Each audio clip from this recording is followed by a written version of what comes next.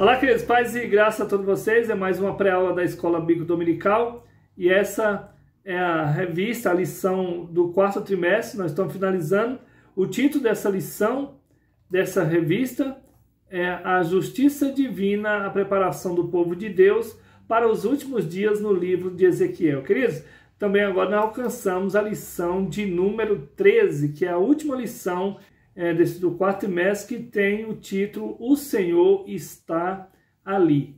É sobre esse nome de Deus, sobre a cidade santa, no livro de Ezequiel, que nós vamos estar estudando agora essa terceira e última lição. O texto dessa lição se encontra no livro de Isaías, no capítulo 11, versículo 9, está escrito assim: não se fará mal nem dano algum em todo o monte da minha santidade, porque a terra se encherá do conhecimento do Senhor, como as águas cobrem o mar. Na verdade prática, diz o comentarista, o Deus de Abraão, de Isaac e de Jacó governa soberanamente o seu povo. Ele está no meio do seu povo. Prosseguindo com a nossa lição, o nosso estudo, os versículos-chave para a leitura bíblica em classe se encontram em Ezequiel capítulo 48, versículo 30 ao 35. Nós vamos estar lendo para que o vídeo não fique muito longo, mas que Deus abençoe o seu lar, Deus abençoe sua casa, sua vida, sua família, em nome de Jesus. Na sequência, nós vamos estar lendo aqui agora a introdução. A palavra-chave dessa lição é Senhor. Nós vamos estar lendo a palavra-chave, aprendendo sobre o nome Senhor nessa lição. Querido, desde já, quero agradecer a todos vocês que têm curtido, têm compartilhado.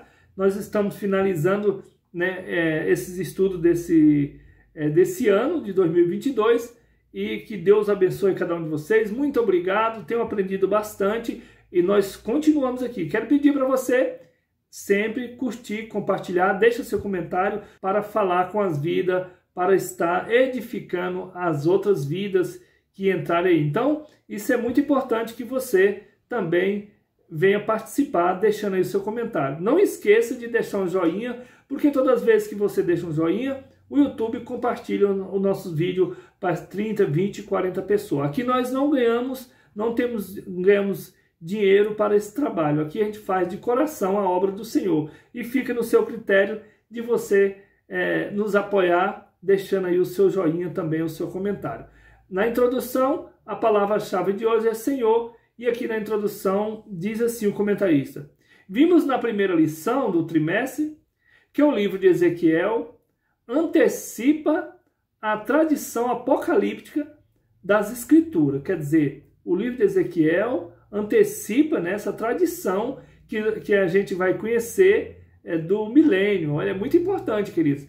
O livro de Ezequiel começa com a visão da glória de Javé e conclui com a descrição da glória de Deus na Jerusalém glorificada. Então nós vimos aqui que o livro de Ezequiel, ele começa com a visão da glória de Deus. Nós vimos ali, a visão da glória de Deus. No capítulo 1 de Ezequiel, a gente vê lá uma roda dentro de outra roda, e ali ele está falando dessa visão de Deus, de Javé. E conclui essa lição e o livro também de Ezequiel, com a glória de Deus na Jerusalém glorificada, que é o novo templo que ele viu, que é a nova Jerusalém, já glorificada. É impossível você compreender Apocalipse sem você ler Ezequiel. Então vamos lá. Encontramos abundantes dados cruzados nesses dois livros, quer dizer, o livro de Ezequiel e Apocalipse. E ambos são revelações sobre o fim dos tempos. A presente lição encerra o trimestre estudando os aspectos da Jerusalém do milênio. Então, nós vimos que nós vamos aprender no livro de Ezequiel juntamente com o livro de Apocalipse de João. O primeiro tópico, queridos, é sobre a cidade. Aí, no primeiro subtópico, e estas são as saídas da cidade, que nós vemos todos esse livro de Ezequiel, as saídas da cidade. Nós vimos também que o segundo subtópico Formato da cidade, nós vimos também o formato da cidade em todos os estudos. O terceiro subtópico, nós vimos aqui as 12 portas também, que nós vimos sobre as 12 portas que fala lá no livro de Ezequiel, no capítulo 48, versículo do 31 a 34. A Jerusalém histórica do período de Ezequiel e Jeremias possui pelo menos 6 portas, segundo o livro de Jeremias. Então, lá no livro de Jeremias, segundo o livro de Jeremias, existe 6 portas, né, na profecia ali nos oráculos. O quarto, origem do formato das portas. Nós vimos também a origem do formato das portas. Veja aqui, querido, o resumo do primeiro tópico. Deus é o arquiteto e construtor da Nova Jerusalém, a cidade do milênio. Então, nós não confundimos, né, com a cidade lá do Babilônico, que tinha esse Deus lá. Nós não confundimos, porque o arquiteto da nossa cidade de Jerusalém é o nosso Senhor. O segundo tópico, sobre o nome das 12 tribos. Veja só, queridos, todas as vezes que falamos da cidade e das portas, elas vêm com o nome das 12 tribos, porque sempre o Senhor trouxe em memória essas 12 tribos. Nós vemos aqui que os patriarcas eram Abraão, Isaque e Jacó. Esses homens sempre foram lembrados, né, em memória na palavra do Senhor. Aparece com frequência nas Escrituras como os representantes e fundadores da nação de Israel. Então, quem foram esses patriarcas? Porque eles que foram fundadores da nação, né, de Israel.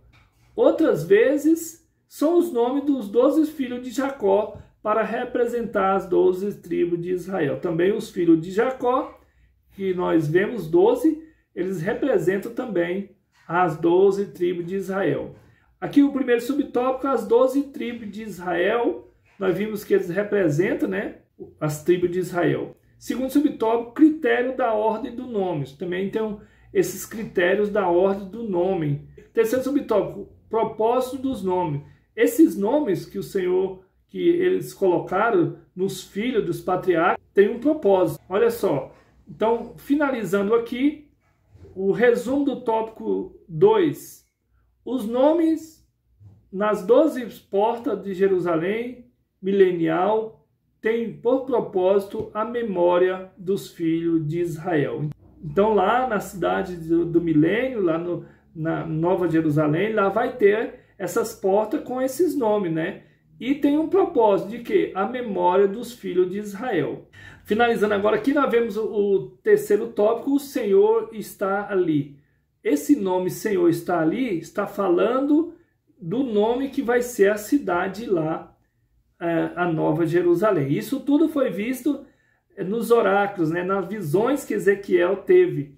Esse é o novo nome da cidade de Jerusalém. O Senhor está ali. Depois da sua purificação e restauração espiritual, está falando aqui da cidade lá, né, de Jerusalém, sem deixar lembranças da idolatria, prostituição e violência. Então, depois de deixar todo esse nome que o Senhor vai apagar todos de idolatria, lembrança de prostituição, tudo isso, o Senhor vai purificar e vai ter o outro nome ali na cidade, que é o Senhor está ali. O nome Jerusalém não conseguiu deletar da memória do povo as abominações do passado. Então, esse nome de Jerusalém, o povo ficou em memória também desses pecados que tinha feito lá. O povo não conseguiu apagar. Por isso, esse nome precisa ser mudado. O primeiro subtópico, querido, os nomes da cidade. Então, nós vamos ver aqui os nomes da cidade. A cidade de Jerusalém, que agora, na visão de Ezequiel, é o do novo templo, a Nova Jerusalém.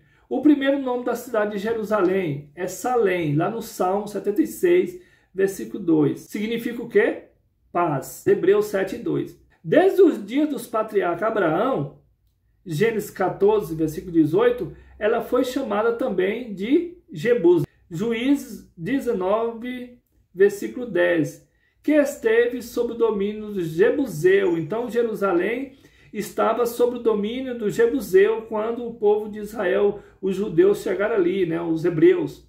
E só foi conquistada por Davi depois de alguns séculos da conquista de Canaã chamada também da cidade de Davi. Então, a cidade que era Salém, Jebus, depois foi conquistada por Davi e ficou conhecida como também a cidade de Davi. Lá no 2 Samuel, capítulo 5, versículos 6 e 7. Então, os jebuseus, esse povo que morava lá, Davi chegou e conquistou a Jerusalém e agora ficou conhecida como a cidade de Davi.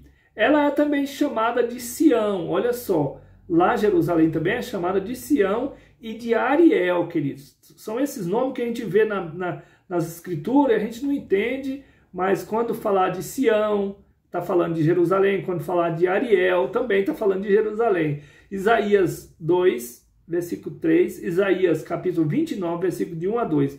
Jerusalém é o nome mais conhecido e significa cidade da paz. Então, esses nomes todos que nós já vimos, né?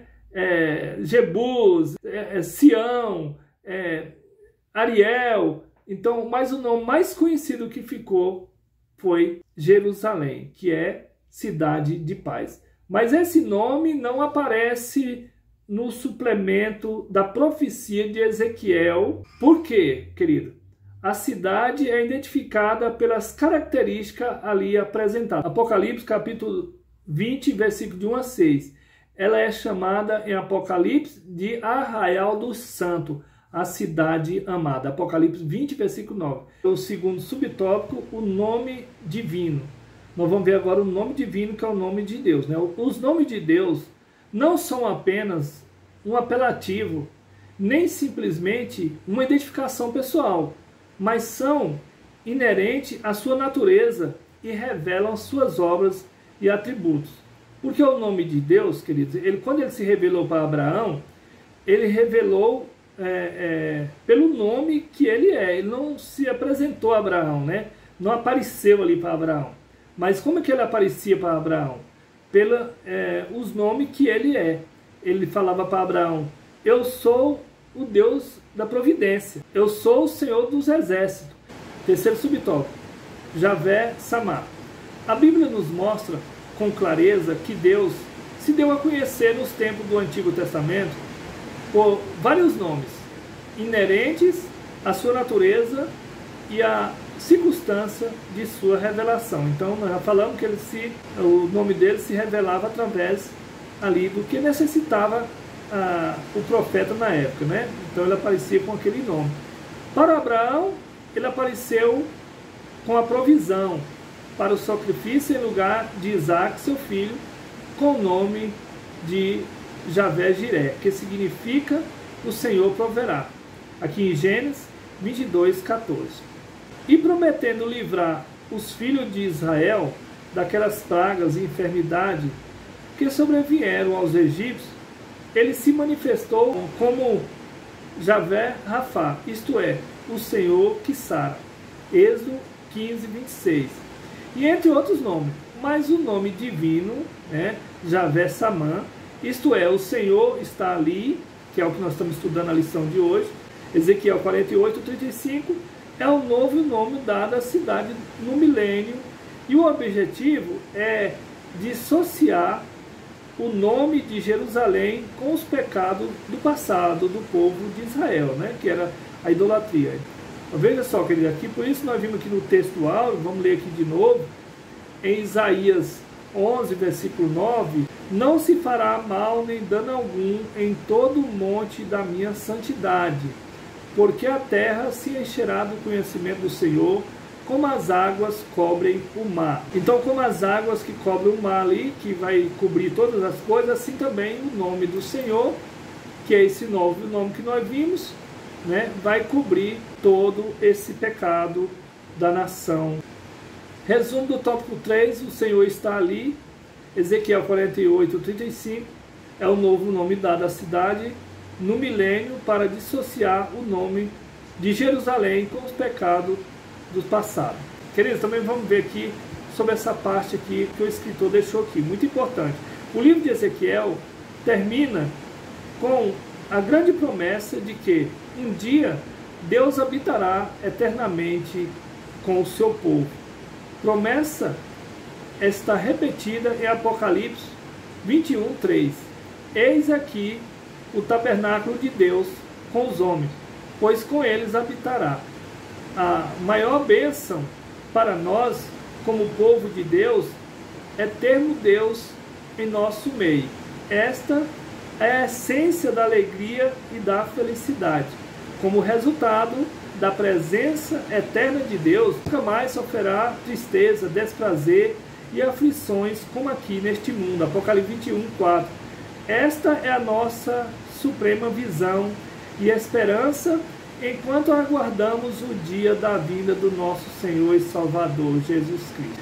Vemos aqui a conclusão, queridos. O apóstolo Paulo ensina que com a queda de Israel veio a salvação para os gentios, o que não diremos com a sua plenitude. Romanos 11:12. As bênçãos anunciadas nas profecias de Ezequiel não se restringem apenas ao povo judeu, elas são extensivas a toda a terra. É importante salientar que nós já estamos sendo abençoados como igreja pela presença do Espírito Santo em nossas vidas. Vemos aqui, queridos, que Israel recebeu aqui a salvação, mas eles rejeitaram, e com isso o Senhor estendeu essa bênção da salvação para todos nós. Então, nós recebemos, né, do Senhor, e a igreja já tem recebido a maior bênção, que é do Espírito Santo, que Jesus tinha prometido para nós, para a igreja, que ele tinha que ir para que quando ele fosse, que o Espírito Santo ia ficar com a igreja aqui na terra, que é a bênção maior que nós recebemos, amém? Então, finalizando aqui a lição de número 13, a lição do quarto trimestre, que Deus abençoe cada um de vocês. Muito obrigado, acompanha nossos vídeos, compartilha, curte. Quero despedir de vocês como Moisés despediu o povo ali no deserto. Que o Senhor Deus te abençoe e te guarde, que o Senhor faça resplandecer sobre ti o teu rosto e tenha misericórdia de ti, que o Senhor sobre ti levante o seu rosto e te dê a paz. Paz, queridos.